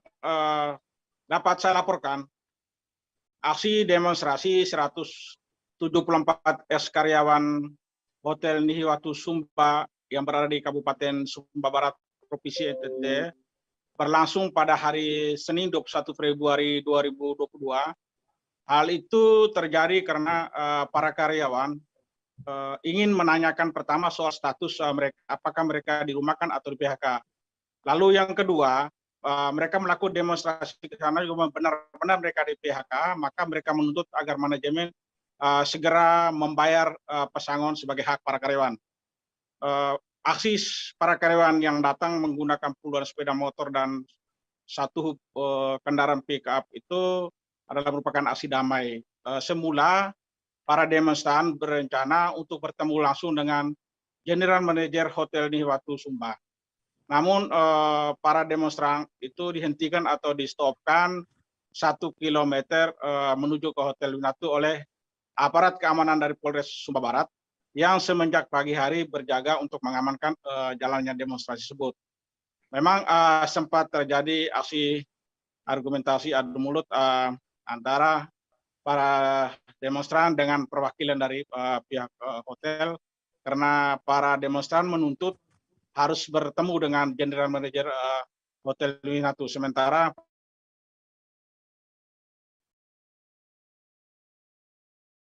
General Manager sedang tugas keluar, dan yang bisa menerima kehadiran para demonstran adalah manajer SDM Hotel Nihiwatu. Namun pada akhirnya melalui pertemuan bersama disepakati hanya 15 perwakilan demonstran yang dibolehkan memasuk ke dalam hotel bersama pengacaranya untuk berdialog langsung atau bertemu langsung dengan manajer SDM Hotel Nihiwatu, Ibu Mary. Sebagaimana disampaikan oleh pengacara dari para tenaga kerja 176 karyawan tersebut, Pak Edison Tenabolo SA menyampaikan bahwa berdasarkan hasil pertemuan tersebut disepakati bahwa pertama ke 174 karyawan Hotel Nihiwatu benar-benar telah di PHK terhitung sejak April 2020. Dan selanjutnya manajemen Hotel Nihiwatu siap membayar pesangon dari 174 karyawan tersebut. Namun demikian, pihak manajemen Hotel Nihiwatu Sumba NTT meminta para karyawan dalam hal ini melalui pengacaranya untuk membuat surat tuntutan yang akan disampaikan kepada manajer Hotel Nihiwatu Sumba untuk selanjutnya disampaikan ke owner ataupun top manajer Hotel Nihiwatu untuk mempertimbangkan membayar pesangon dari 174 karyawan tersebut. Dapat saya laporkan pula, Kepala Dinas Tenaga Kerja, Kepala Dinas Transmigrasi dan Tenaga Kerja Kabupaten Sumba Barat, Bapak Dedi Sabaora, menyampaikan dalam pertemuan yang dipimpin olehnya disepakati bersama tadi bahwa pihak manajer Hotel Nihiwatu siap untuk membayar pesangon dan meminta agar para karyawan segera menyampaikan surat. Memang dalam pertemuan itu terjadi perdebatan terkait dengan soal PHK dan dirumahkan. Namun demikian, Bapak Kepala Dinas meminta pihak manajemen Hotel Nihiwatu tidak hanya berpegang teguh pada legal standing yang dimiliki, tetapi mempertimbangkan dari sisi sosial kemanusiaan agar membayar pesangon 174 karyawan tersebut. Karenanya dalam waktu dekat atau 1-2 hari ke depan berharap pihak pengacara dari 174 karyawan untuk berkoordinasi dengan pemerintah daerah dalam hal ini dengan Dinas Transmigrasi dan Tenaga Kerja Pusat untuk bersama-sama menyusun surat tuntutan sekaligus permohonan ke manajemen Hotel Nihiwatu Sumba NTT untuk melanjutkan ke ownernya untuk membayar pesangon dari 174 karyawan tersebut. Dapat saya laporkan pula berdasarkan keterangan dari koordinator aksi Pak Agus Lori maupun Ibu Esther, pada prinsipnya mereka merasa puas menerima keputusan manajemen yang akan membayar pesangon mereka. Meski demikian, mereka berharap bahwa Hotel Nihiwatu, manajemen Hotel Nihiwatu harus menepati janjinya karena pesangon merupakan hak dari para pekerja itu sendiri. Demikian yang dapat saya laporkan dan saya kembalikan ke studio. Petrus Peter, Saudara wartawan Pos Kupang melaporkan. Terima kasih Petrus atas informasi Anda dan telah terhimpun wawancara Saudara dengan pengacara 174 orang ex-karyawan Hotel Nihiwatu ini. Berikut liputannya untuk Anda. Terima kasih waktu yang diberikan kepada kami penasihat hukum dari 109 karyawan, 100 lebih, 174 karyawan. Terkait dari kesimpulan atau terakhir pembicaraan kami sama manajemen Nihiwatu, bahwa manajemen Nihiwatu akan bersedia membayar kekurangan pesangon dari karyawan yang sudah di PHK. Oleh karena itu kami dari kuasa hukum dan mewakili mensepakati itu bahwa kesisahan pesangon akan dibayar oleh manajer Nihiwatu, dan kami juga akan dari penasihat hukum akan segera melayangkan surat pemberitahuan untuk mengajukan pesangon dari pekerjaan Nihiwatu yang sudah di PHK. Terima kasih. Ya, Bapak, mungkin ini sedikit ini ya Pak ya, itu kita mengklirkan saja kaitan dengan soal pesangon Bapak. Itu artinya bahwa dari pihak PH mengajukan permohonan ke Nihiwatu lanjut ke ownernya untuk membayar. Mungkin bisa dijelaskan detailnya seperti apa tuh? Detail pesangonnya. Mekanismenya tadi maksud saya.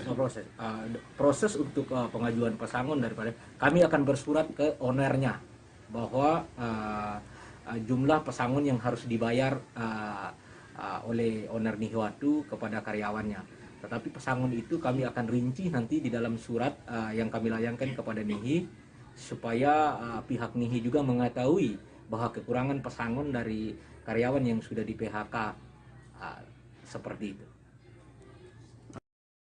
Ratusan supir truk kembali menggeruduk gedung Dewan Perwakilan Rakyat Daerah Sulawesi Tenggara, Saudara, pada Selasa 22 Februari. Ratusan supir truk ini juga membawa serta setidaknya 150 kendaraan mereka untuk masuk ke dalam areal kantor DPRD Sultra. Kedatangan ratusan sopir truk ini merupakan yang kedua kalinya. Namun kali ini mereka mengikuti rapat dengar pendapat dengan pihak terkait. Massa yang tergabung dalam Forum Supir Truk Sulawesi Tenggara ini meminta aparat terkait mengkaji kembali penetapan aturan tentang overdimensi dan overload atau ODOL. Informasi lebih lengkapnya, Saudara, sudah tersambung bersama saya ada wartawan Tribun News Ultra Fadli Aksar yang akan memberikan informasi lebih lengkapnya untuk Anda. Selamat siang Fadli, silakan dengan laporan Anda. Ya baik, selamat siang Nila, selamat siang Benar. Ratusan truk di Sulawesi Tenggara kembali menggeruduk kantor Dewan Perwakilan Rakyat Daerah Provinsi Sulawesi Tenggara pada Selasa 22 Februari 2022 Selasa kemarin. Para sopir truk ini kurang lebih berjumlah 150 orang.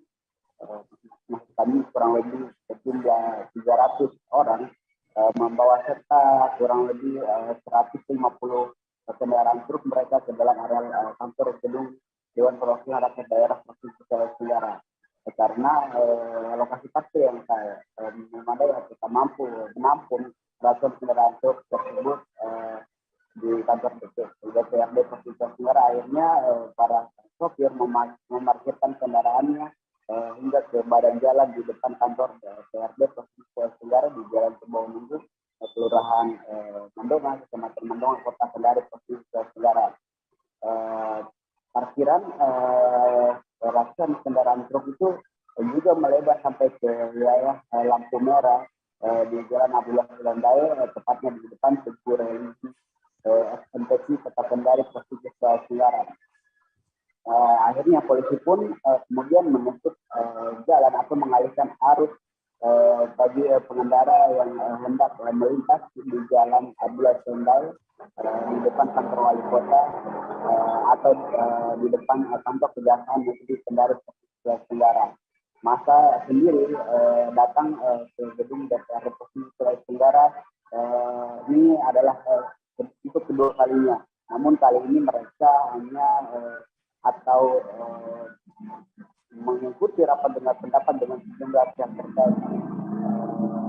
Kurang lebih selama 1 jam menjelang orasi di depan kantor gedung DPRD Provinsi Sulawesi Tenggara, para massa dari truk ini kemudian masuk ke dalam gedung DPRD Provinsi Sulawesi Tenggara, tepatnya di aula lantai 2 untuk mengikuti rapat dengar pendapat. Rapat dengar pendapat sendiri berlangsung dipimpin oleh Ketua Komisi 3 DPRD Provinsi Sulawesi Tenggara, kemudian satu perwakilan anggota DPRD Komisi 3 DPRD Provinsi Sulawesi Tenggara, Sudirman, kemudian diikuti oleh pihak terkait yakni Kepala Balai Pelaksana Transportasi Darat 18 Sulawesi Tenggara, Beni Nurdin, kemudian dari pihak kepolisian daerah Provinsi Sulawesi Tenggara, pihak kepolisian resor atau dari satuan lalu lintas Polresta Kendari, dari pihak PT First Tragoniga Industri, dari pihak PT Oksigen Steel, PT LS, dan sejumlah aparat atau petugas yang lain. Para pengunjuk rasa ini dari supir truk memprotes terkait penerapan Undang-Undang Lalu Lintas Nomor 22 Tahun 2019 tentang lintas angkutan jalan. Mereka menginginkan penerapan Undang-Undang Lalu Lintas ini terkait dengan overdimensi dan overload dari kendaraan truk ini, dari kendaraan truk yang mereka gunakan ini agar ditinjau kembali pasalnya. Penerapan pasal atau regulasi tersebut sangat merugikan mereka dan dinilai diskriminatif karena dengan adanya pembatasan muatan mereka merasa keuntungan atau pendapatan yang mereka peroleh setiap hari itu berkurang dan berimplikasi pada kendaraan yang mereka cicil itu berpotensi akan ditarik oleh leasing. Kemudian dari hal yang mereka menganggap diskriminatif bahwa aturan 8 ton yang dibatasi untuk angkutan jalan untuk di jalan raya sendiri itu juga sebenarnya dilanggar oleh para mobil atau sopir yang biasanya mengangkut barang ekspedisi dari antar provinsi dan mobil pengangkut BBM, kemudian mobil proyek seperti mobil moleng yang mengangkut material bangunan, sehingga mereka pun meminta agar pemerintah dan aparat kepolisian untuk tidak langsung menilang mereka, namun terlebih dahulu melakukan sosialisasi, melakukan pendekatan secara persuasif kepada para sopir ini. Demikian dia. Oke, terima kasih banyak Fadli Aksar, wartawan Tribun News Ultra atas informasi Anda. Selamat bertugas kembali, Fadli. Usai jeda, saudara, kami masih akan kembali dengan informasi lain, tetap di live update. Oke, apa kabar Bang Arief di sini untuk strateginya? Kalau saya sendiri di Gimik 37 ini yang semalam baru mulai, saya udah sebenarnya aku nggak ngerasain penangkapan atau penggerebegan atau apapun itu, karena gitu posisinya aku kriteria. Jadi kita mengenal disebut dengan stroke yang tidak berdarah dengan stroke yang berdarah. Stroke yang tidak berdarah itu biasanya ditandai dengan adanya penyumbatan. Kalau itu terjadi di sini mungkin pikirnya tidak ke situ kali ya, tapi kalau di Korea atau di Kamboja itu ada beberapa paper yang saya itu mas, ya, dulunya tukang koran. Oh gitu ya. Tukang koran. Ya, saya baca itu Pak. Tuh kan pernah baca kan? Ya. Jadi kalau saya jadi tanggam itu udah bersyukur banget. Si anak ini dijadikan sebagai tersangka begitu. Ya, kalau ini kita bicara yang di luar kasus Sebongombo ya. Dengan nama hujan shower, di mana terdapat batas jelas antara daerah hujan dan tidak hujan yang biasanya terjadi pada fase awal mature stage atau tahap berbahaya dewasa. itu Kang. Jadi mulai artinya terjadinya perlembekan. Nah itu untuk penetrasi akan sulit gitu ya.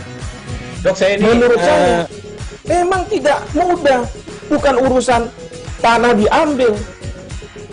Kalau misalnya Amerika Serikat sekarang, Rasulullah mengatakan dalam sebuah hadis bahwa berpuasa di 6 hari Syawal itu. Oke, apa kabar Bang Arief di sini untuk strateginya? Kalau saya sendiri di Gimik 37 ini yang semalam baru mulai, saya udah sebenarnya aku nggak ngerasain penangkapan atau penggerebegan atau apapun itu. Masih bersama dengan Senila Irda, Anda kembali menyaksikan live update siang, saudara.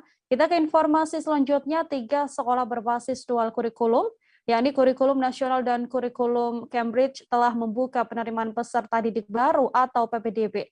Ketiga sekolah tersebut diantaranya adalah SMA Negeri Sumsel, SMA Negeri 1 Palembang, dan SMA Plus Negeri 17 Palembang.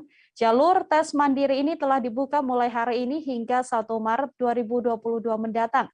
Namun karena masih berada di tengah pandemi, nantinya pelaksanaan PPDB akan dilakukan dengan melampirkan hasil tes swab atau PCR negatif COVID-19. Terkait informasi selengkapnya, telah dibukanya PPDB ini, saudara, sudah ada Sri Hidayatun, wartawan Tribun Sumsel di sana, yang akan memberikan informasi lebih lengkapnya untuk Anda. Halo Sri, silahkan dengan laporan Anda. Ya, halo Nila, dapat kami laporkan bahwa penerimaan peserta didik baru di SMA, setara tingkat SMA maksud saya di Sumatera Selatan, khususnya di Kota Palembang ini telah dibuka. Ya, penerimaan peserta didik baru ini memang dibuka untuk 3 sekolah terlebih dahulu, karena ketiga sekolah ini adalah sekolah yang menerapkan dual kurikulum, yaitu kurikulum nasional dan kurikulum Cambridge. Nah, ketiga sekolah yang ada di Kota Palembang ini tepatnya berada, ini ketiga sekolah yang telah dibuka adalah SMA Negeri Sumsel, SMA Negeri 1 Palembang, dan SMA Plus Negeri 17 Palembang. Dalam penerimaan peserta didik baru ini, mereka menggunakan dua jalur, yaitu jalur PMPA, penelusuran minat dan potensi akademik, dan juga jalur tes mandiri. Untuk jalur PMPA ini telah dibuka pada pertengahan bulan tadi, maksud kami, dan telah sudah mendapatkan hasil pengumumannya. Dan saat ini adalah yang memasuki tes jalur mandiri yang telah dibuka mulai hari ini hingga pada 1 Maret 2022. Nah, di dalam tes mandiri ini memang semua calon peserta didik bisa mengikutinya dengan mendaftar secara online dengan persyaratan-persyaratan yang telah ditentukan oleh pihak sekolah. seperti di SMA Negeri 17 itu Palembang, dengan syarat itu salah satunya nilai beberapa mapel yaitu rata-rata harus 86 seperti matematika, IPA, bahasa Indonesia, dan bahasa Inggris. Nah, ketiga sekolah ini memang menggelar PPDB ini secara serentak, dan nantinya di tengah, karena saat ini kondisi Palembang masih berada di zona kuning dan PPKM level 3, maka nanti pelaksanaan ini akan digelar secara protokol yang ketat maksud kami, dengan melampirkan tes hasil PCR atau swab dari calon peserta didik yang diterima untuk mengikuti tes tertulis di SMA Negeri 1 Palembang, SMA Negeri 17, dan SMA Sumsel ini. Nah, nantinya pelaksanaan ini selain berlangsung dengan protokol kesehatan yang ketat, pihak panitia juga akan membaginya beberapa sesi, mulai dari sesi 1, 2, 3, maksud kami mulai dari pagi juga hingga sampai sore hari. Dan setiap ruangan itu nantinya dibatasi siswanya hanya minimal 18 orang siswa. Nah, untuk penerimaan peserta jalur penerimaan peserta didik baru ini di 3 SMA ini, setelah ini nantinya akan diikuti lagi juga oleh sekolah-sekolah lain seperti sekolah-sekolah yang hanya menerapkan kurikulum nasional. Demikian, Nila. Baik, terima kasih banyak Sri Hidayatun, wartawan Tribun Sumsel, atas informasi Anda. Telah terhimpun saudara wawancara ini dengan Ketua Panitia PPDB 2022 SMA Negeri Plus 17 Palembang, Erhanudin. Berikut liputannya untuk Anda. Ada komentar miring dari orang, ada permainan, segala macam, kalau bisa kita memilih. Jadi untuk yang surat tes swab hasil swab itu sudah nanti kita juga sosialisasikan ya Pak ya, kita beritahukan ya, satu hari. Pada saat mereka pendaftaran, waktu verifikasi kita sampaikan. Satu hari sebelum itu ya, agar melakukan 1 kali 24 jam. Oke.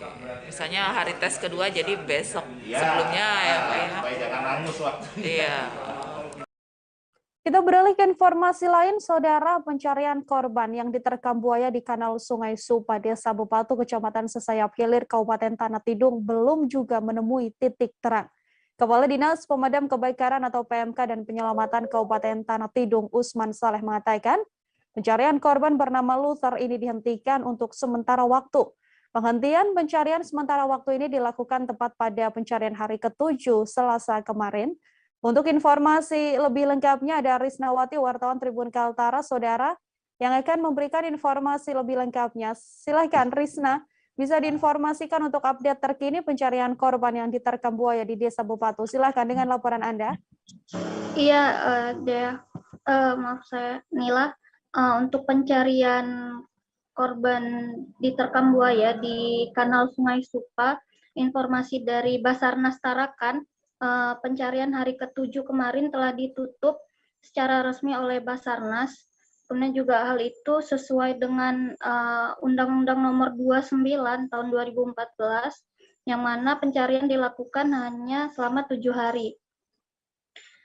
Dari pihak Basarnas juga mengatakan selama 7 hari pencarian, pihaknya telah menyisir baik di lokasi kejadian maupun di darat. Selain itu, Basarnas juga menggunakan alat aqua eye untuk mendeteksi keberadaan korban, namun selama 7 hari pencarian menggunakan alat itu, Basarnas tidak menemukan korban. Selain itu, Basarnas juga menerjunkan 5 personal beserta tim SAR gabungan dengan membagi area pencarian yang mana jangkauannya sejauh 2-3 nautical mile, namun tetap fokus pada tempat kejadian tersebut. Adapun kendala yang dihadapi selama pencarian dari pihak Basarnas mengatakan yang mana area pencarian sangat berbahaya bagi tim penolong. Dia juga dari pihak Basarnas juga mengatakan tidak hanya buaya yang mengancam di lokasi tersebut, namun juga binatang-binatang buas lainnya pun mengancam dalam pelaksanaan pencarian. Dan tentu untuk itu pihaknya juga harus memperhatikan keamanan petugas penolong dalam mencari korban. Selain itu juga Pihaknya tegaskan kembali pencarian korban diterkam buaya ini resmi ditutup kecuali ada tanda-tanda korban ditemukan untuk dievakuasi. Seperti itu, Nila. Baik, terima kasih banyak Trisnawati melaporkan terkait penghentian ya pencarian korban yang diterkam buaya di Desa Bupatu. Selamat bertugas kembali, Risna. Kita ke informasi selanjutnya, Saudara. Kecelakaan mobil SUV yang tercebur ke Sungai Batang Ilir, Kecamatan Martapura Barat, Kalimantan Selatan, terjadi pada Selasa 22 Februari. Kejadian ini membuat arus lalu lintas di Jalan Martapura Lama dari arah Martapura dan arah Sungai Tabuk mengalami perlambatan, dan juga roda 4 terpaksa bergantian untuk melintas. Proses evakuasi dilakukan dengan menggunakan 2 mobil untuk menarik SUV tersebut keluar dari sungai. Informasi selengkapnya, sudah ada Muhtar Wahid, wartawan Banjarmasin Post, yang sudah siap, Saudara, dengan informasi lengkapnya untuk Anda. Halo Wahid, silakan dengan informasi Anda. Halo Nila, terima kasih Nila. Jadi dapat kami laporkan ya dari Kabupaten Banjar, Provinsi Kalimantan Selatan telah terjadi kemarin ya, 1 unit mobil jenis minibus ya merek Prius kecebur masuk sungai. Informasi yang kami himpun, penyebabnya supir terbiasa mengendarai mobil matic. Kemudian setelah menggunakan mobil manual, dia putar balik ya. Sebelumnya arah ke Sungai Tabuk mau putar balik ke Martapura, tercebur itu sekitar pukul 14. Dan itu membuat geger masyarakat setempat ya, masyarakat desa Sungai Batang Ilir, Kecamatan Martapura Barat, Kabupaten Banjar, Provinsi Kalsel. Kemudian dengan kegegeran itu, maka petugas Dinas Pemadam Kebakaran dan Penyelamatan Kabupaten Banjar melakukan penyelamatan evakuasi terhadap pengemudi dan mobil. Beruntungnya pengemudinya selamat. Dan warga pun sebelum petugas penyelamat datang, warga sudah membantu dengan mengikat mobil itu agar tidak terbawa arus sungai Martapura. Untuk diketahui kejadian ini sudah kali kedua ya, mobil kecebur ini sebelumnya ada di wilayah Martapura Kota dan kemarin di Martapura Barat. Nah demikian Nila.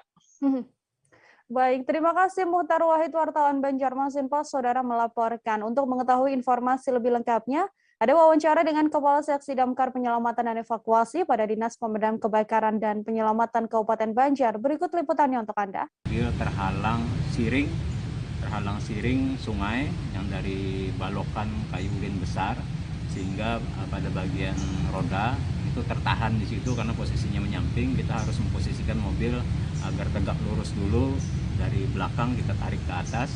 Makanya tadi dibantu dengan warga menggunakan ruas pengungkit berbahan kayu ulin. Untuk kronologis mobil tercebur? Untuk kronologis terjadinya musibah ini yaitu yang bersangkutan, driver atau penumpangnya, itu saat memundurkan mobil ke badan jalan, mau mengeluarkan mobil dari halaman rumah, karena kebetulan rumah tersebut berhadapan dengan jalan dan di sebelah jalannya itu adalah bantaran sungai. Yang bersangkutan mengaku keinjak gas tidak sengaja sehingga langsung mundur dan meluncur ke pinggiran badan sungai, tercebur di situ. Karena yang bersangkutan menuturkan biasa menggunakan mobil matic dan pada saat itu dia menggunakan mobil manual. Dia mengira dia menginjak pedal rem, tapi ternyata menginjak pedal gas dan akhirnya tercebur. Jadi untuk korban apakah? 3 bayi di Kabupaten Sintang, Kalimantan Barat, Saudara, lahir di tanggal cantik yakni 22 Februari 2022. Ketiga bayi tersebut lahir normal di praktek bidan mandiri Eva Maulina di Gang Tunas, Kecamatan Sintang. Kondisi bayi dan sang ibu juga dalam keadaan sehat. Bahkan saat ini ketiga bayi tersebut sudah pulang ke kediaman mereka. Untuk informasi lebih lengkapnya, Saudara, sudah ada Agus Pujianto, wartawan Tribun Pontianak, yang akan memberikan informasi lebih lengkapnya untuk Anda. Halo Agus, silahkan dengan laporan Anda. Baik Nila dan juga Tribuners dimanapun Anda berada, bahwa benar sekali pada Selasa kemarin tanggal 22 bulan 2 tahun 2022 ada 3 bayi yang lahir di Kabupaten Sintang di tanggal cantik. Bagaimana diketahui, banyak orang yang menginginkan momentum sebagai tanggal cantik sebagai untuk persalinan ataupun pernikahan. Namun di Sintang ini bayi tersebut lahir secara normal, bukan dari operasi sesar. Dan tentu saja kelahiran itu sangat membuat bahagia bagi para orang tua, tapi juga bidan yang menolongnya, sebab ini adalah momentum yang sangat langka. Apalagi selain itu momentum kelahiran ini bukan disiapkan dari awal, tanpa juga bahkan lewat dari HPL yang sudah disiapkan para orang tua. Harusnya bukan lahir di tanggal 22 Februari di tanggal cantik, melainkan HPL-nya di tanggal 17-an. Akan tetapi tanpa diprediksi bayi tersebut lahir di tanggal cantik. Dan Tribuner, bahwa 3 bayi yang lahir di tanggal cantik tersebut dalam kondisi sehat, selamat, baik bayi dan ibunya. Dan saat ini semuanya sudah pulang ke rumah masing-masing. Ketiga bayi yang lahir di tanggal cantik tersebut hanya berselang kurang dari 1 jam di praktek mandiri bidan Eva. Inilah. Baik, terima kasih banyak Agus Pujianto, wartawan Tribun Pontianak melaporkan terkait kelahiran 3 bayi di tanggal cantik, saudara, dan lahir secara normal. Untuk informasi lebih lengkapnya sudah terhimpun wawancara dengan sang bidan, yakni Eva Maulina. Berikut liputannya untuk Anda. Alhamdulillah, mungkin ada beberapa orang yang memang mencari momen tanggal cantik untuk kelahiran sebuah hati, namun di tempat saya benar-benar lahir normal, tidak ada intervensi apapun. Jadi memang benar ada 3 orang yang sudah lahir, itu 2 dari Sintang, 1 dari Desa Setungkup, Kecamatan Ketumah Hilir, dan baru saja datang dari Kabupaten Kapuasulu, yaitu dari mengadangkan. Mohon doanya semoga yang ini juga bisa lahir normal di tanggal cantik, tanggal 22 bulan 2 tahun 2022. Jadi kondisinya seperti apa sekarang, Kak? Yang 2 kebetulan sudah pulang karena lahirnya memang agak awal subuh ya, di subuh sebelum azan subuh. Dan karena juga di Sintang juga lagi kita pulangkan karena juga memang tidak ada keluhan apapun. Nah kebetulan yang udah lahir ini juga setelah azan subuh itu ada 1 orang yang dari Setungkup. Nah masih kita observasi lah karena takutnya ada mungkin langsung mau pulang kampung, walaupun kita sarankan untuk tidak dulu pulang ke. Informasi tadi saudara sekaligus menutup perjumpaan kita dalam live update kali ini. Saya Nila Irda beserta kru yang bertugas pamit undur diri. Terima kasih dan sampai jumpa.